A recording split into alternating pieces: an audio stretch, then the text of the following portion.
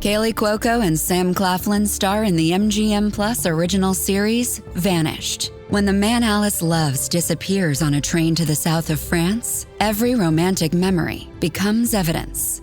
Every intimate detail, a potential threat. She thought she knew everything about him, but she may not even know his real name. 4-part thriller Vanished premieres February 1st on MGM Plus. Finding the truth is a dangerous affair. I had that dream again. My small business needs to hire, but I don't use LinkedIn, and I hire an energy vampire. But also they're a literal vampire. And suddenly my team is spending all their time sharpening wooden stakes and buying bulk silver and rehearsing ancient chants, and then I wake up. Don't let hiring nightmares ruin your dreams. LinkedIn Jobs' new AI assistant takes insights from over 1 billion professionals to create a short list of the best fits for you. Post your job for free at linkedin.com/quality. Start hiring today with LinkedIn. Hello, everybody. This is Marshall Poe. I'm the founder and editor of the New Books Network. And if you're listening to this, you know that the NBN is the largest academic podcast network in the world. We reach a worldwide audience of 2 million people. You may have a podcast, or you may be thinking about starting a podcast. As you probably know, there are challenges, basically of two kinds. One is technical. There are things you have to know in order to get your podcast produced and distributed. And the second is, and this is the biggest problem, you need to get an audience. Building an audience in podcasting is the hardest thing to do today. With this in mind, we at the NBM have started a service called NBM Productions. What we do is help you create a podcast, produce your podcast, distribute your podcast, and we host your podcast. Most importantly, what we do is we distribute your podcast to the NBN audience. We've done this many times with many academic podcasts, and we would like to help you. If you would be interested in talking to us about how we can help you with your podcast, please contact us. Just go to the front page of the New Books Network, and you will see a link to NBN Productions. Click that, fill out the form, and we can talk. Welcome to the New Books Network. I'm Chris Holmes, and this is Burned by Books. Here you'll find interviews with writers you already love, like Jennifer Egan and Rebecca Mackay, mixed in with up-and-coming voices like Alexandra Kleeman and Rumaan Alam.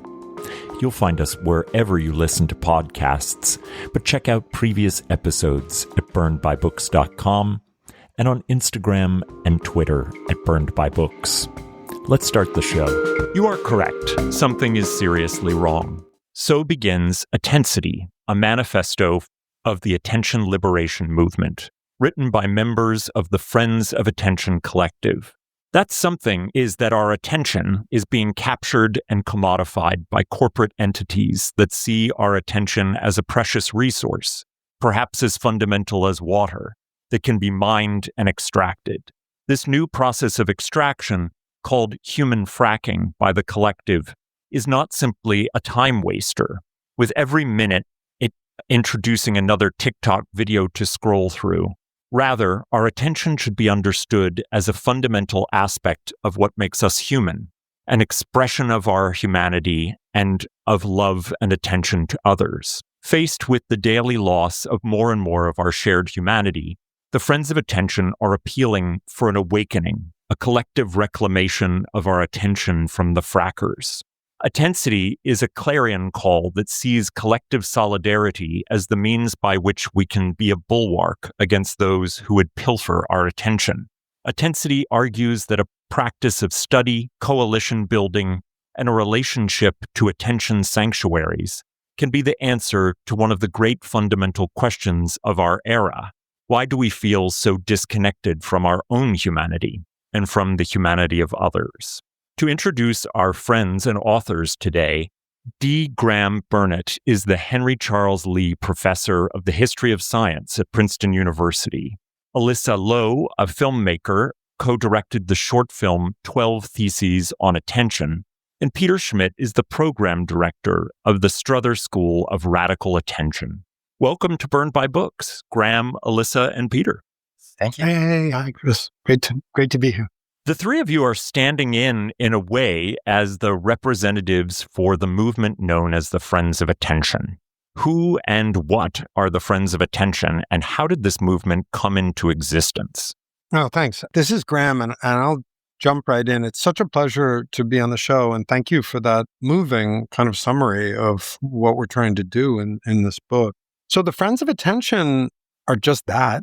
their friends, a loose kind of coalition who emerged out of really a group of artists and activists. And a bunch of us were down at the Sao Paulo Biennial in 2018.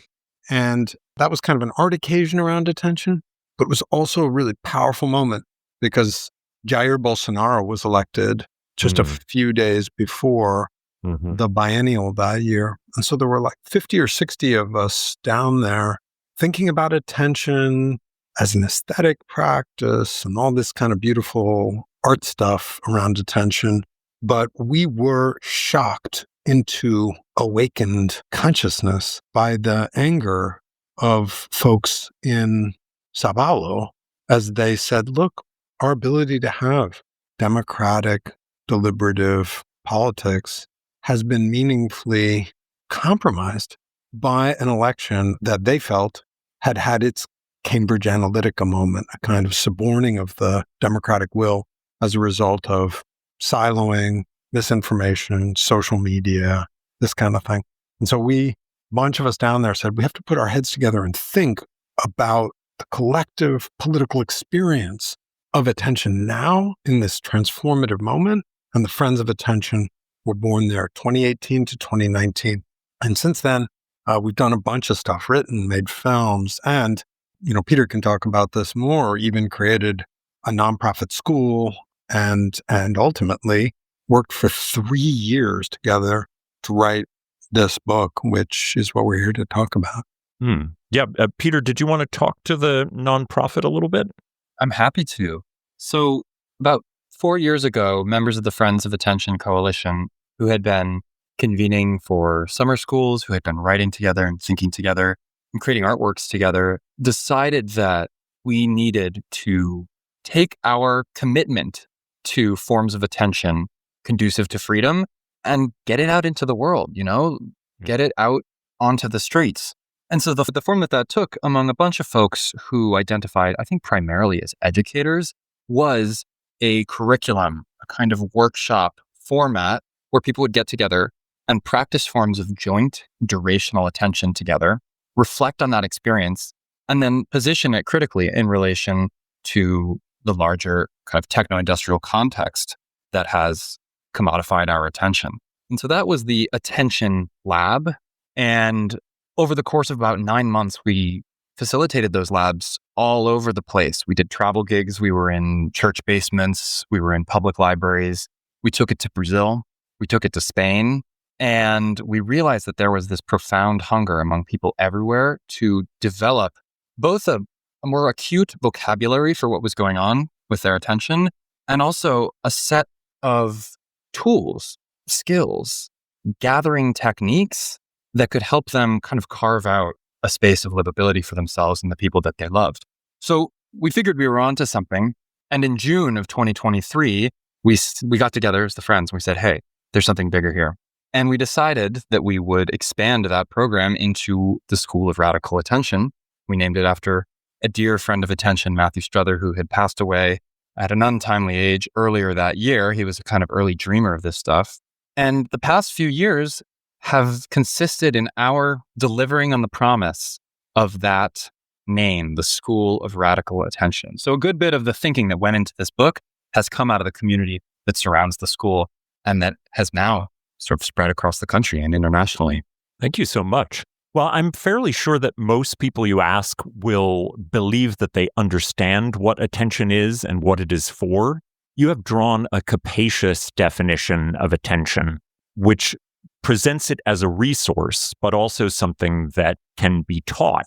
Alyssa, can I start with you and ask you to offer up a definition of attention and give us a sense of the stakes for how it is being stolen from us as an extractable resource?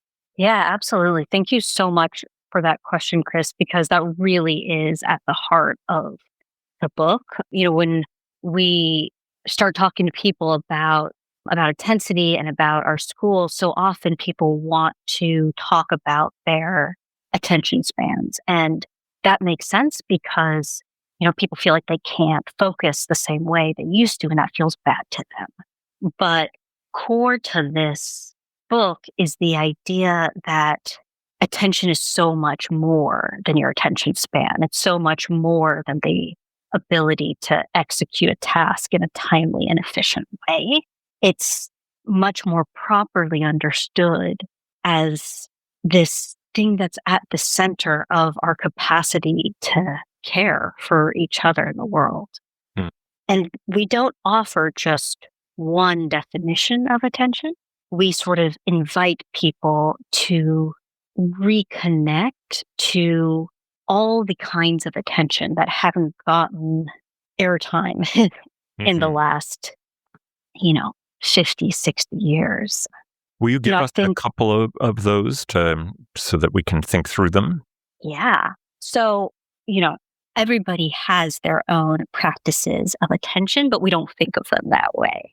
It can be everything from, rock climbing to cooking to gardening to hanging out with your kids, spending time with your friends, watching a movie, reading. All of those things are forms of attention that we have started to think about as actually distraction, as things that are the opposite of productivity, when in fact, they're kind of core to what makes our lives feel good. That's really nicely said. Attensity takes the form of a manifesto, and I think it would be helpful for our listeners to get a taste of what that sounds like. Would you all be willing to do a collective reading of what I would call maybe the mantra of the book, which is its repeated, condensed manifesto for attending to our attention? Oh, that'd be so much fun. And maybe I'll say a word about how the book kind of works. Yeah, please do.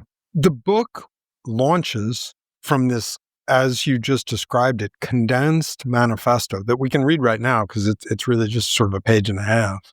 And then what happens is that each of the short chapters of the book is like an expansion of one of the sentences.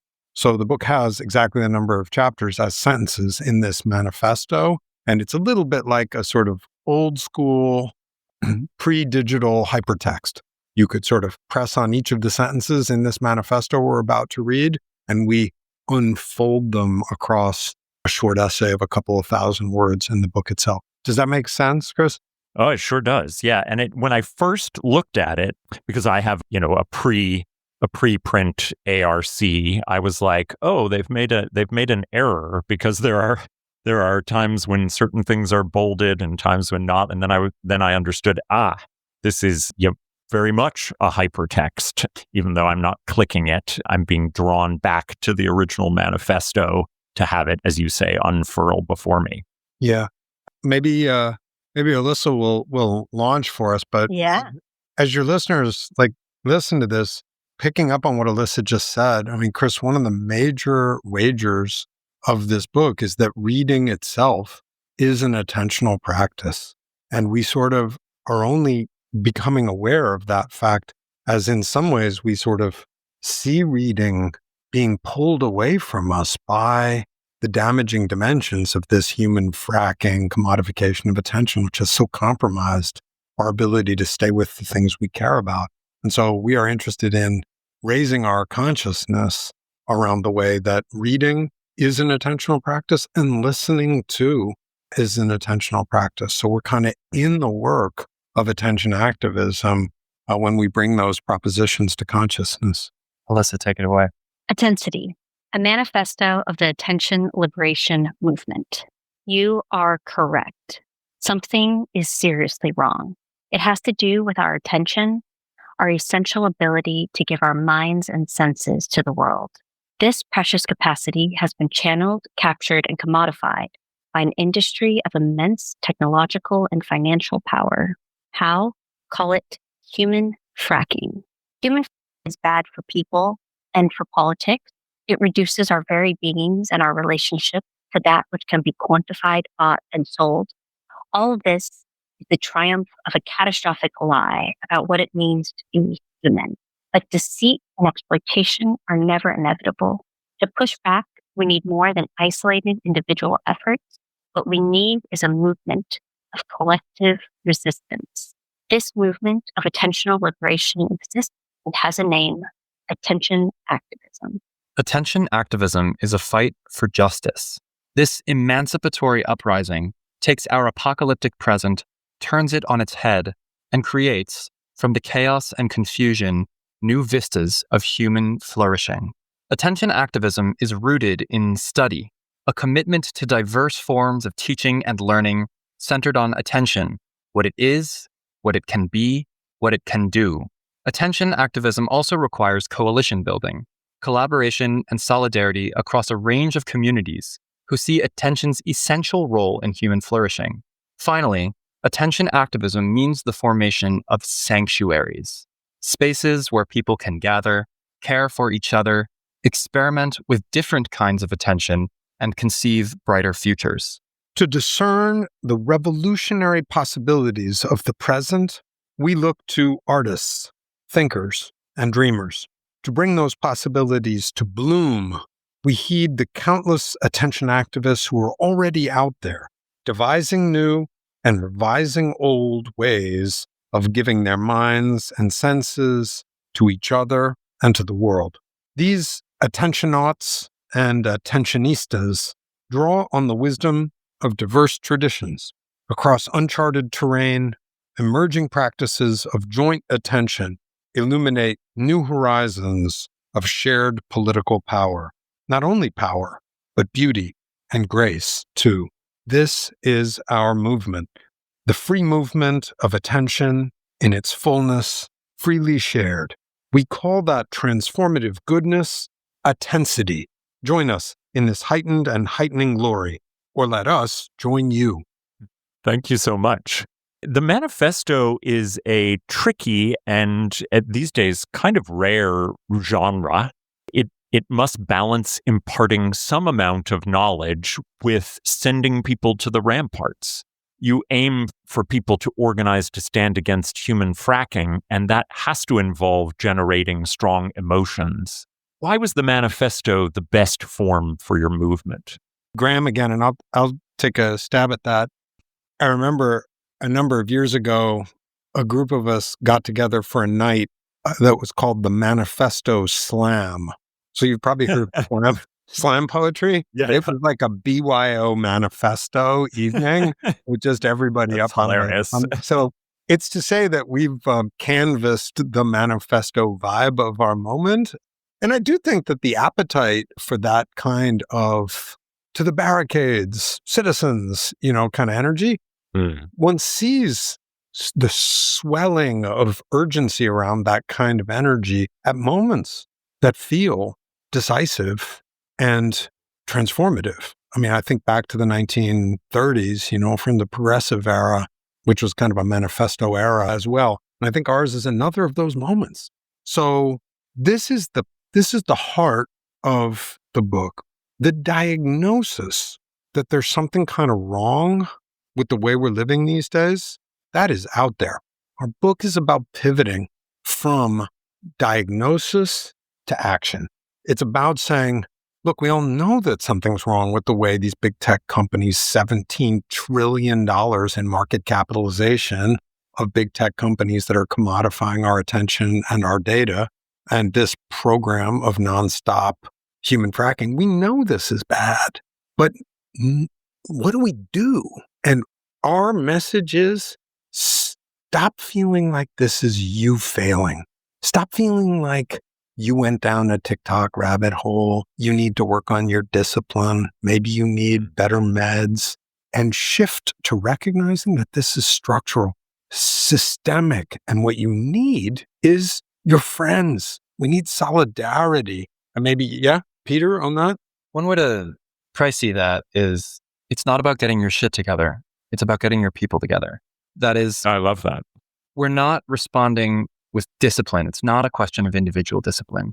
It's a question of community, because what we're really about here is advancing an understanding of attention that is thoroughly human.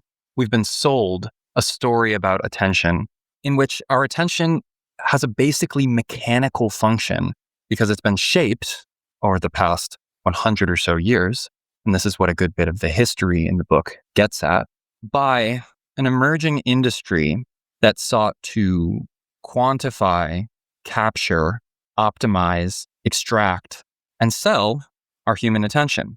And what that has done is it has encouraged in us, both in the way that we use our attention and the way that we understand our attention, a sort of transformation where we've become more mechanical in the ways that we give our minds and senses to the world.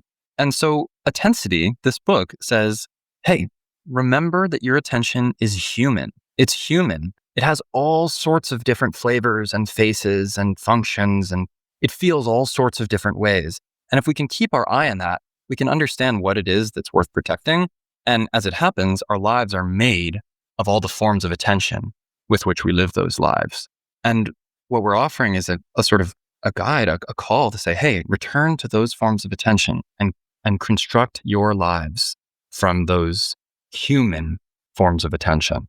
Can I ask a question about human fracking? Because you do give a kind of historical gloss of some of the things that you call human fracking, and maybe Alyssa can speak to this. But how did you decide how much history, how much information was necessary? Because in a way, it's totally visible all the time that this is happening. And yet, in terms of its construction as a cultural, societal structure, intellectual structure, a lot of it is like behind the scenes and very much covered in darkness. Yeah, well, I think the decision to include so much history in the book is when we realized, when we began organizing, how much of our job is overcoming people's sense that the way things are right now is inevitable, that the present has a very powerful hold on people, that they receive the world as it is and they feel like it has to be this way. And it's especially easy to feel that in this context when the attention economy is so ubiquitous and so powerful. And it's also easy to feel that way because the way this problem gets framed as like a you problem, like you can't get it off yourself. And that cultivates in people a feeling of kind of private shame instead of, I think, something more productive like political anger, which is the midpoint between private shame and feeling a capacity for like hope and imagination and new lives we actually want to live. So the decision to do all of that historical work is to show people and to kind of call to mind, because we actually know a lot of these events, but we don't think of them always kind of off the top of our heads, that the world changes and it changes all the time profoundly, and it can change again. Graham, we all bring different all bring different backgrounds to this project. I'm a filmmaker, Peter's an organizer, and Graham's a historian. And so, he, I think, was especially interested in doing some of the work of kind of recovering how we came to our contemporary ideas about attention. And maybe I'll let Graham take it from there. Yeah, and Graham, can I kind of center that question a little bit and say, is there one event or one moment of historical reckoning that you see as one that kind of tilted us in this direction? Oh, yeah. I mean, so I teach on the history of attention at Princeton, and a lot of my passion for this work comes out of my archival historical work on the history of the scientific study of attention, because I'm a historian of science in the 20th century. So the answer to your question, like, is there a key thing where this changes? The answer is definitely yes. And it's so amazing that I want your listeners to hear it because it has authentically transformative importance. So we live in this world now where we, as Alyssa said, think all the time about our attention span, or where, as Peter said, we have this kind of machinic relationship to our attention. And part of what my academic history of science work has just shown so dramatically is that that way of understanding attention is totally contingent, happens. It's not inevitable. Like Alyssa said, it's not inevitable. Where did it come from? literally, it came from the laboratory study of attention in the 20th century. Who was funding that research in laboratories? And what was that research on? The answer is that research was on human beings as tracking and triggering organisms capable of following a stimulus, generally in a screen-based environment, deploying some form of durational vigilance, meaning all those labs, people were studying attention in the 1940s and 1950s and 1960s by putting people in front of, in effect, screens and seeing how long they could look at them and respond to stimuli. Why were they doing that? Well, all of that research was basically being funded by the military-industrial complex. I mean, not to sound too paranoiac, but authentically, who funded the majority of scientific research during and after the Second World War? The military, the government. And what they were interested in was anti-aircraft warfare and people's ability to stay watching radar screens vigilantly. So I sometimes joke with my students, I'm like, if the entire budget of the Defense Department in 1938 had been given to 4 Buddhist monks to study human attention for the next 50 years, do you think that the science of attention that we inherit would look different? And the answer is, yeah, it would look really different. And I don't mean to suggest it would be like some kind of woo thing. I mean, Buddhist monks are perfectly capable of empirical inquiry. It's just that we've ended up with attention that was sliced and diced in these laboratories en route to being priced in our marketplace. But you could have spent the time studying the way mothers care for infants, for instance, which is certainly an attentional behavior, or the epimuletic behaviors like how we assist the ill or the elderly. And those are deeply attentional practices, hugely important to human community and human well-being, but they aren't digital whack-a-mole, and it's pretty hard to make money out of them. And so we didn't end up with those because you can't shoot down an airplane with them either. It's really intense. And so in a sense, what this book calls for is a recognition that we've ended up with a very thin slice of human attentional capacities with which we're all obsessed. And what we need is to rewild our attention and remember all the other aspects of our attention that literally make life worth living. And it's all right there for us because we're already doing it, but we forget that that's the goodness of our attention that's making the goodness of our lives. That's so fascinating. And as you say it, it feels as though it would be inevitable that they would come to those conclusions about our attention. But that inevitability is, as you and Alyssa put it, contingent. But part of the problem is, as you all see it, is that we definitely know something's terribly wrong, but yet we feel utterly powerless to do anything about it. And you helpfully draw on the political philosopher Deva Woodley to diagnose our present stagnation as the politics of despair, which characterizes a citizenry that ceases to believe in its own political agency. This seems like the perfect description for everything about our political moment. Crisis upon crisis is met with a despairing shrug. How are you putting forward a possibility to move beyond the politics of despair? Yeah, thank you, Chris. Alyssa alluded earlier to that critical pivot from diagnosis to action. And we can locate that pivot in the claim that, everybody's talking about attention. Everybody feels like their attention is messed up right now. And like that is the source of so much illness, so much conflict, such a sense of isolation.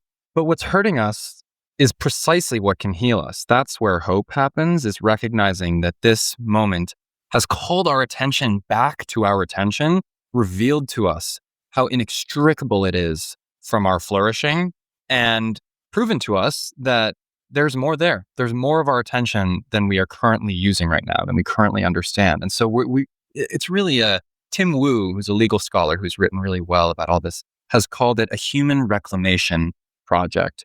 And so to put it simply, we are endorsing a plan of action where people organize around their attention, right? They get together and they do the things that activate their human attention that make them feel closer to each other and to the world. And that is straightforward. It's not abstract. It's do what you love because you have a practice of attention already in your life, whether it's caring for a loved one or throwing dinner parties or reading books, which is something I think that your audience is pretty keen on.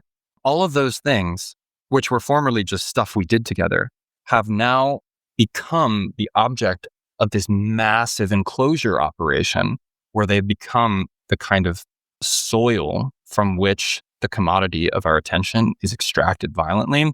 And so by organizing, by creating communities with our friends where we do that together in ways that are consciously opposed to human fracking, we're actually creating the conditions for a new social identity.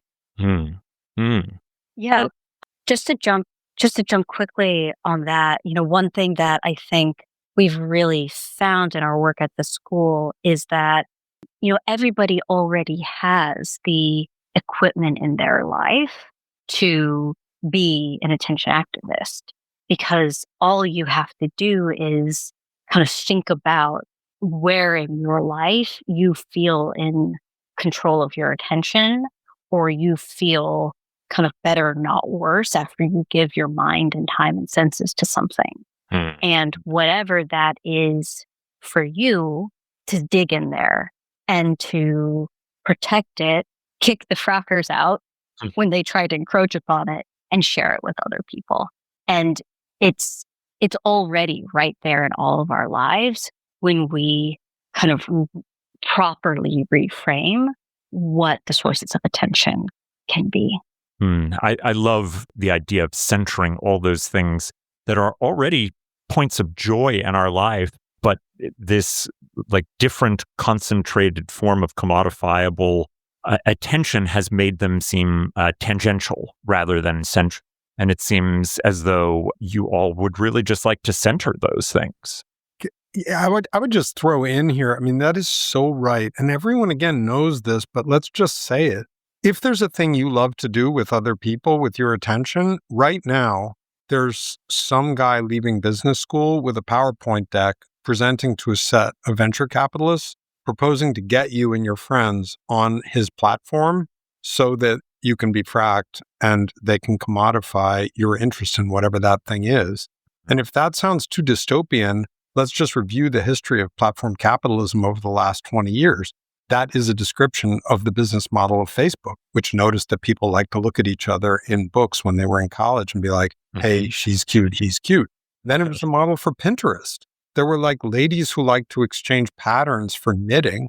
And somebody was like, wow, if we got all these folks who like to knit and do macrame and sew onto a platform telling them they could more efficiently exchange and access patterns and yarn types together, then we could begin to advertise to them as crafty types, and that was Pinterest. So this is literally the playbook for the frackers, which means we have to actually be self-conscious and aware that they're coming for us with all the things we love to do with our attention with other people, and start actually saying, no, we're going to keep doing this just with each other because we care about it, which is a way of saying our attention is being brought to our attention in an exciting new way with political implications, as well as these kinds of social and intellectual and existential implications right now. And if I can say one more quick thing, if you go around and say, we really hope people are going to come together in a movement to collect, protect, gather, seriously center the goodness of their attentional lives, somebody might be like, no, that might happen, but it doesn't seem that likely to us. And we just like to remind folks, in 1962, the Hudson River, right outside the window here, not far away, was literally on fire or whatever, because there had been 15 years of toxic, volatile effluvians poured into that river. And everyone was kind of like, well, there's not that much you can really do about it. But by 1968, a highly diverse coalition of people, duck hunters, hippies, executives at Alcoa, had sort of come together and said, no, actually, the environment is a shared good. And we simply cannot let heedless, greedy, unregulated exploitation destroy the shared good of the external environment. This moment is like that Only what we have to come together to protect now isn't just the external environment, although that's very important. It's the internal environment, because capitalism has figured out a new way to exploit something that was previously out of reach. Our interest, our curiosity, our ability to care. And it's seriously messing up the shared good of our inner lives. And we are going to, I believe, in the next years, shift that. I believe in 20 years. I think we all believe this. Folks will look back at this moment and be like, that was amazing. You all didn't take attentional well-being seriously? How is that possible that you didn't understand how essential that was to human well-being? That's boy, I really hope that's true. That sounds like a remarkable thing and a very hopeful thing to think about a changeable future.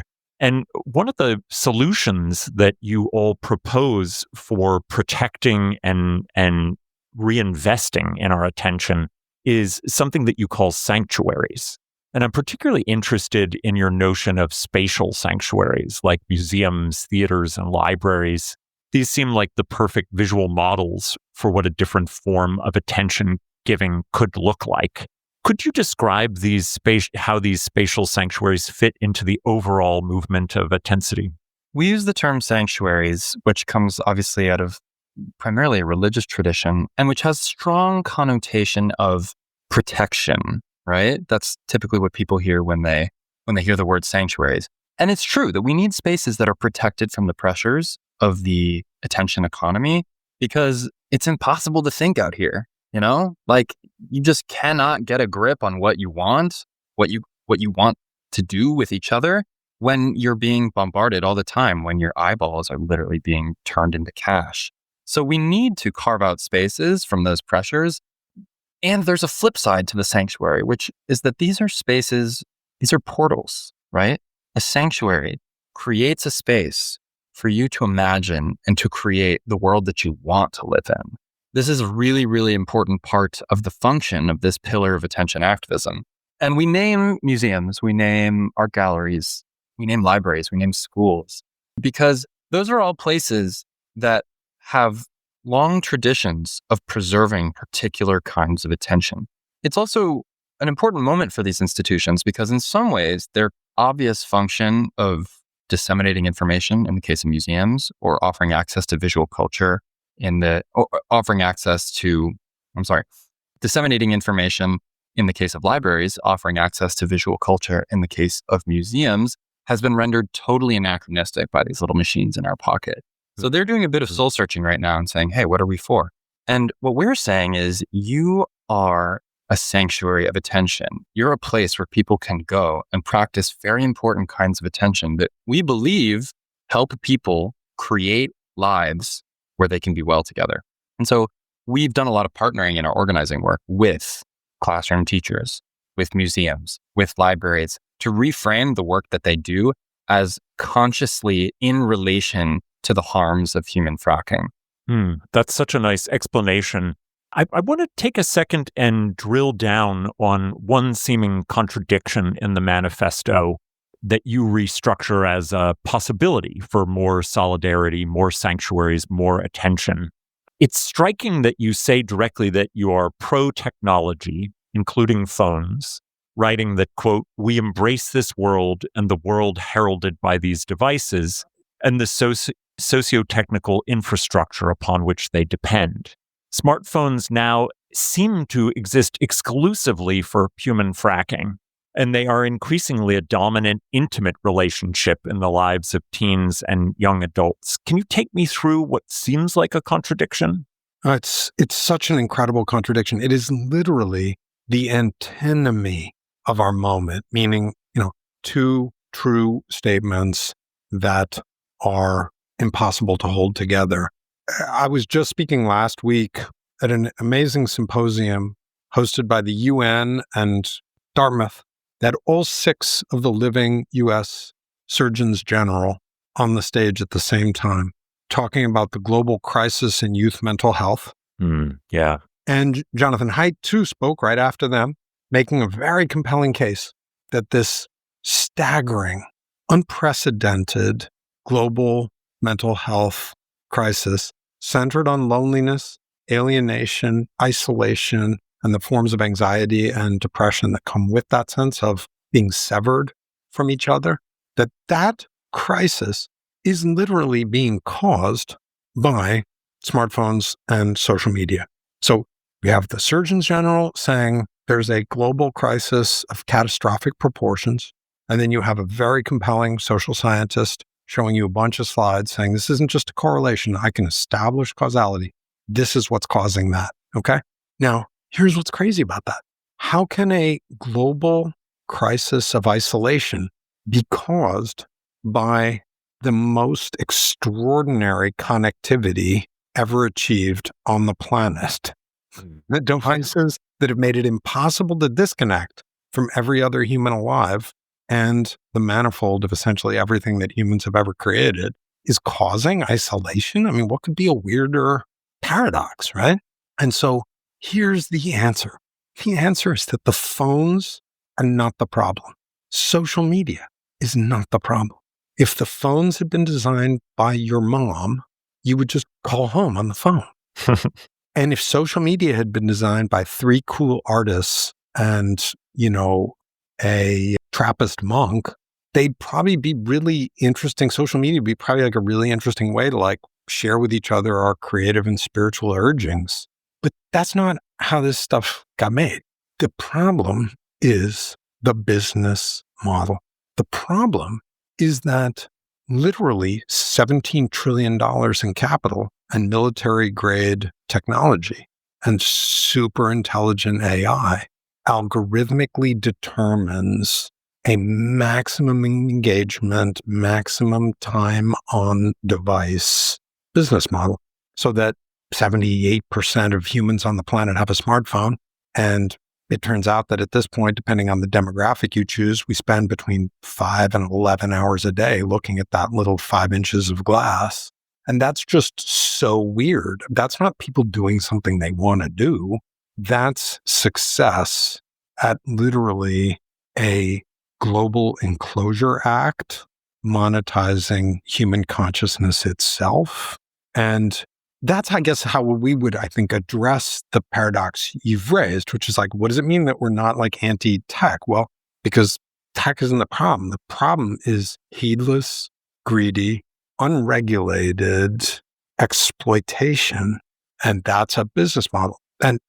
And to be sure, I personally am not a Marxist. I'm open to market-based solutions to complex problems. And I want to, again, be clear that it's perfectly rational that these corporations are trying to maximize return on investment.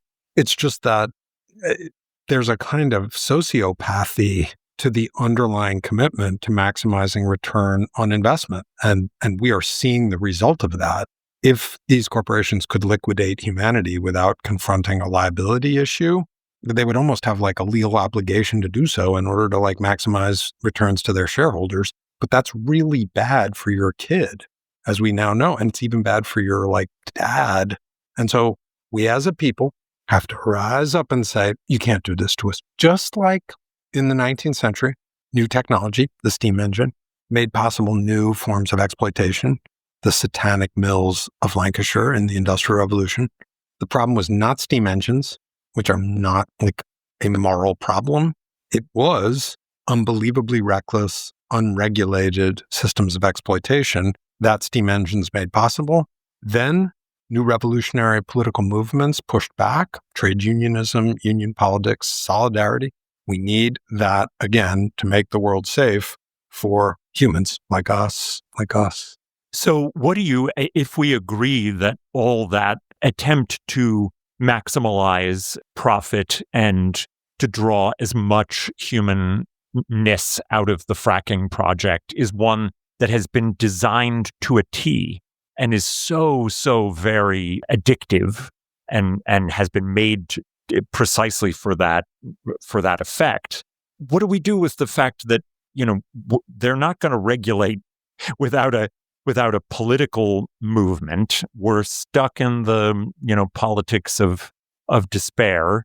And in the meantime, young people are on their phones for, 12 hours a day. What's the in-between thing that happens? I don't know if Peter and Alyssa, if you feel like you can take that on.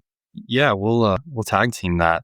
You're asking a question about theory of change. And, one of the historical analogies we use is, let's think about the most successful movement over the 20th century that produced transformative political change. That was the civil rights movement. And what you find when we look back at that moment is that their success was attributable to a broad network of community institutions of people who had a shared vocabulary, a shared sense of human flourishing, and pre-established relationships that allowed them to activate in an extraordinarily powerful way that turned the levers of power in ways that, moved the federal government, right? And so presently, we don't have the kind of social infrastructure in this country to gain purchase on the machine, And so what we need between now and then is to create communities all around the country of people who have a shared commitment to attention's role in human flourishing, who have an understanding of how attention brings them together and connects them to other people with different commitments, right? That's the meaning of coalition, is that these are different people with different lives, different perspectives, and different positions in relation to power. And so attention activism is the opportunity to bring together a wide range of people who understand that whoever they may be, whether they're like the DSA kids in Brooklyn, or whether they're folks out in Kentucky at the Republican National Convention, or whether they are, kayakers in Seattle, they all have a relationship to attention that can form the basis for a national coalition of people pushing back against this at the highest levels of power. Yeah, and I'll just jump in there because I think, we're really all in this together. And in one sense, that's terrible because things have gotten very bad very fast. But that's also a opportunity because when you have a shared condition of exploitation, you also have the possibility of a new social identity and new forms of political power. And the first step is being able to speak with ourselves more clearly about attention and the value attention has in our lives. Part of what Graham was talking about when he was talking about, sort of business school and all these corporations is that actually these businesses have an incredibly robust way of thinking and talking about attention. They just never call it that. They call it eyeballs or time on device or engagement. And most of us out here are sort of just beginning to think about attention, what it is, and what role it has in our own flourishing. And so the first step is creating a much more robust way of thinking and talking about attention so that we can have a collective identity around it. And one thing that has been so sort of promising at our school is that it sort of takes absolutely nothing to bring people on board, because when you give people a chance to have an experience with their attention in one of our attention practices, it actually just feels so good to people that it intuitively, naturally feels like something they want to do. And they immediately think, how can I have more of that in my life? And how can I give more of that to the people in my life? I'm going to need to involve myself in these very soon. I just want to underscore that, which is if it were a big, heavy lift, it would be kind of like, this is going to be hard. But it's not a big, heavy, scary lift. People are like, oh my God, it's awesome. It feels so good. And I'm not talking about any weird, specific woo thing that we do in a given attention lab. People feel good when they connect their attention to others and to the world. They're grateful for that. I mean, somebody came up to me after, one of the sessions recently, was just like, this gives me hope in humanity, in the species, which is sort of so dramatic. And in a way, it relates back to that idea that this has something in common, maybe with the environmental movement, where one of the one of the assertions there was, it feels great to take a walk in the woods. Hey, everybody, you really like this. Don't you like a clean beach? Don't you to be able to wouldn't you like to be able to take a swim in that lake in your park instead of having it be polluted? This is like that. People just immediately connect to how good it feels. And that's, I think, our best hope when you let them get a little taste of it again. Just to add on to that, Chris, early on, we conducted one of our attention lab workshops at the Jersey City Public Library. And that was when we were kind of a roaming band trying to get into whatever basement would admit us. So we connected with their ESL program, right? And so we had scheduled 2 workshops, each a week apart. And we opened doors and said, hey, please, people show up. And the first week, a number of folks came, including a number of folks from Jersey City's South Asian immigrant population, because they have a really big presence there. And so we had folks with varying degrees of English and some very limited English who were participating in these practices of attention together, where we would go around, use our attention in some durational way, reflect on it, and then share it. During that share, each person spoke about their experience. They got to be the expert on their own attention. These were going to be identical workshops. So we said, thank you so much for coming. We're going to be back next week. It was so great to meet you all. The next week, this really lovely young woman was there a second time. And I was shocked to see her. She had told me that she had walked 45 minutes to get there. And I went up to her after that second workshop, in which she participated with a ton of enthusiasm, just like a lot of generosity. I said, hey, it's so lovely to see you again. What brought you back? And she said, I liked being the person who knew the most about my own attention. And this was somebody who was in an ESL program who had very limited English. But for a time, she got to be the absolute expert in a room of other people about this very important issue. She was speaking from her own experience. And it was enough to bring her back 2 weeks in a row, walking 45 minutes each way, which was, I got to say, pretty humbling as an organizer. And it just goes to show that when you get people together, it feels good and they want to be together. And what's happened is that the literal stuff of our togetherness has been turned into the basis of an extractive economy. And so we got to take that back. I want to push back a little bit about, you've come back to the environmental movement a couple of times, and in the book, you cite Carson's Silent Spring and a series of environmental disasters that were the incitements to early collective action against environmental degradation. This struck me as a problematic analogy simply because the extractors and the despoilers of the environment seem to have won. And regulations that might have slowed our despoiling have been dissolved. And I wonder if that's the analogy for you, or if there's something to take away from there, and also some lessons to be learned to not follow. Yeah, that, one receives that like a sock in the nose, and it's definitely true. I want to respond in sort of 2 ways. You alluded to there having been these sort of specific environmental catastrophes, disasters, DDT, as exemplary with Silent Spring. I would just say we have those now with respect to our wellness in our attentional lives. So there's a good parallel, a positive parallel. Mm-hmm. If 90% of Americans at present feel we are in the throes of a mental health crisis, that's a DDT bird extermination kind of event. That's everybody saying, "Oh my God, something really bad's happening." So the raise the urgency there now as it was then for that issue, now for our issue. However, your point, which is that, wait, we lost that fight, or it seems we lost that fight, I think is one that we all have to sit with. And I guess we would just say, look, the fight is ongoing. And when we liken these 2 fights, we say there are 2 environmental crises. There's the external environmental crisis and the internal environmental crisis.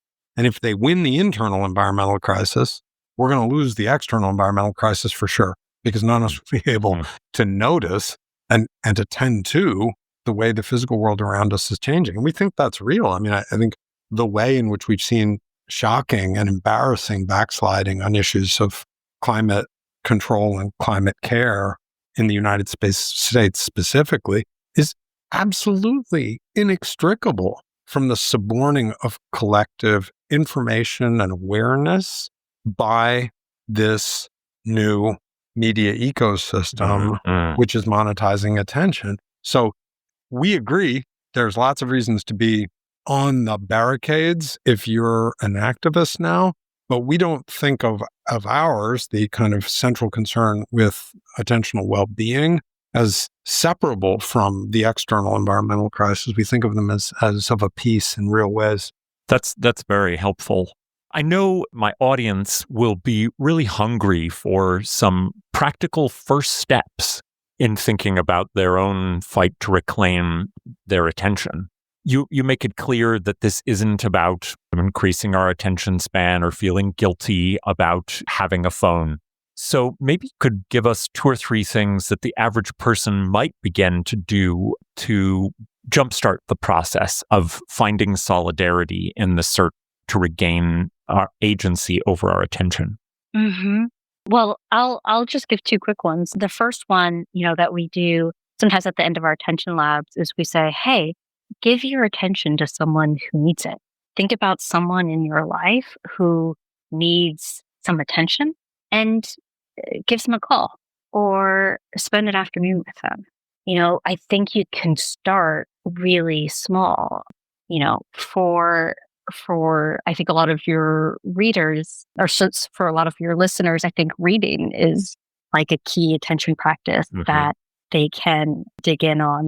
When we were talking about sanctuaries, I think books have always been an important sanctuary where you can kind of go into them and imagine other ways of being. For me, it's movies. I love the opportunity to sit in a theater and spend time with the film and talk with somebody afterwards. And by just tweaking it a tiny bit, by saying, hey, I'm not going to turn on my phone as soon as this film ends. I'm going to take 2 hours with the person that I came with to talk about the film. That is the kind of small tweak beginning to introduce more of this into your life. I'm a big dinner party person, and that's something that brings me closer to my attention, helps me share it with other people. And I would just say that I believe more and more in people talking about this stuff explicitly together and deciding what they're going to do. So I teach my classes now, and I always begin my class with a sort of like, why are we gathering here? We could be doing this online. We could have recorded my lectures. Why have all of us gone to the trouble of getting up this morning to come to a classroom and close the door and not let 1,000 people who would like to be at Princeton in this seminar in, but just be the 18 of us here in this room? And after having that conversation, we reached this realization, which is that the only thing that makes it worth doing this is if we can have a certain kind of experience together for this 50 minutes, a kind of improvisational music making in thought together that would make it appropriate to have the door and to have come together and not let other people in and all to have come and done this. And I signal that because that's an example of, in a sense, and then, of course, having decided that, we agree we're going to leave our devices out. So I don't ban devices in my classrooms. I have a conversation before every class at the beginning of the semester where I'm like, what do we want out of this together? And then what should we do if this is what we want? And I would point to that as an example of a kind of community guideline. We agree that if we have our devices, sure, we might be able to take better notes on our laptops, but we're also going to be tempted to check our email. We're going to be drawn out of the conversation. So this is what we all need to do now. It's a question of deciding in your family that you're going to take the first 20 minutes of dinner, just the first 20 minutes, without anybody checking their phone. That could be that simple. Or that there's going to be a period when you get together. Who out there has felt sad at some point when they were talking with a friend and the friend was like, oh, quick, I just got to check this message. Yeah. That hurts. And I bet every one of your listeners has had that experience. Well, what if we all were just to begin to develop new norms and agreements where, okay, for this period, we're gonna do right. And I think the young people are ahead of the older people on this. This is where we have boomers endlessly being like, the kids have to get off their phones. But actually, my 16-year-old's much smarter about phone use when she's with her friends than my beloved, I'm not going to name any names here, but some people in my family who are over 70 who are not so good with that. You know what I'm saying? So it's about very concrete. I want to be very concrete. Chat with your people and surface that there is enemy action trying to turn us into cash money? And what are we going to do to protect the goodness of our relations to each other, ourselves, and the world, our openness a little bit? That's how the revolution is going to start. And it's a revolution that we can think of as like a kind of pleasure activism, really. It feels good to daydream, and daydreaming is a form of attention. Who out there let themselves daydream for half an hour in the last week? Pretty tough. Let that be everybody's like attention homework, to find a half an hour to daydream this week. These are wonderful. I know that my listeners would love to know a little bit, since we've centered some engagement with cultural artifacts like films and books. I bet they'd love to know some things you've really loved recently, and whether you have a recommendation for them. Yeah, I can start with two that we've brought up on this call. We've got Reckoning, Black Lives Matter and the Democratic Necessity of Social Movements by the political scientist David Woodley. That's informed a lot of our thinking about the politics of despair and the central role of social movements in pushing back. And then legal scholar Tim Wu has this great book, The Attention Merchants, which charts kind of the history of American advertising and is a really, really useful prehistory to the era of human fracking. Okay. I'll toss a film in there. There's this very beautiful documentary called Hale County This Morning, This Evening from 2018. It's made by this filmmaker named Rommel Ross. And it just has this very unusual and gorgeous cinematography, sort of drawn to surprising details or unexpected frames in a way that, for me, really captures some of the rewards of paying close attention to the world. And that kind of funny way the world never looks the way you think it looks in your head when you actually spend time with it. So I would recommend that one to your listeners. That's great to have a film. Thank you. And I'll do a book and a film, I think. And they're related. We actually screened at the Strother School, and this is a shout out for your listeners who are within accessible distance of Brooklyn, New York. Come on down to the Strother School, because there's often good stuff going on there. We screened a film by a really brilliant documentary filmmaker named Ian Chaney, and it's a film called Observer. And it's a beautiful feature-length documentary on observation. He just centers people, hunters, scientists, poets, whose lives revolve around sustained practices of close observation. And it's really lyrical and inspiring. So Observer by Ian Chaney, it's a wicked, delicate films out there. And then I'm a historian of science, and there's a really great history of science edited collection called The History of Scientific Observation. So this is a demanding book. It's pretty academic, but it's edited by Liz Lundbeck and Lorraine Daston, University of Chicago Press, maybe 10 or 15 years ago now, The History of Scientific Observation. And it's a set of essays about the way sustained attention, particularly visual, optical, slow looking, durational looking, made it possible to create knowledge as well as to create new experiences from the Middle Ages all the way to the beginning of the 21st century. Really great book. Well, these are a wonderful range and variety of recommendations. And I really can't recommend enough Attensity by the Friends of Attention. And I'm hoping that my listeners will run out and grab it to see if they, like I, are very anxious to form this collective movement to retake attention as one of the very fundamental qualities of our humanness and take it back from the very clear and present danger of it being fracked. So thank you so much, Graham, Alyssa, and Peter, for coming on Burned by Books. It was really so wonderful to get to talk to you. Thank you, Chris.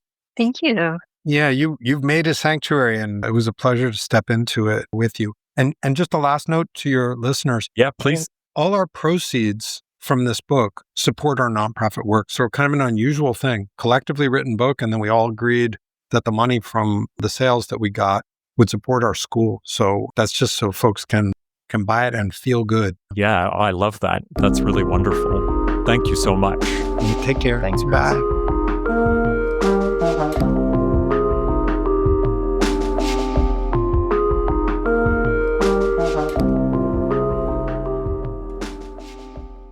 Well, that's all from me for now.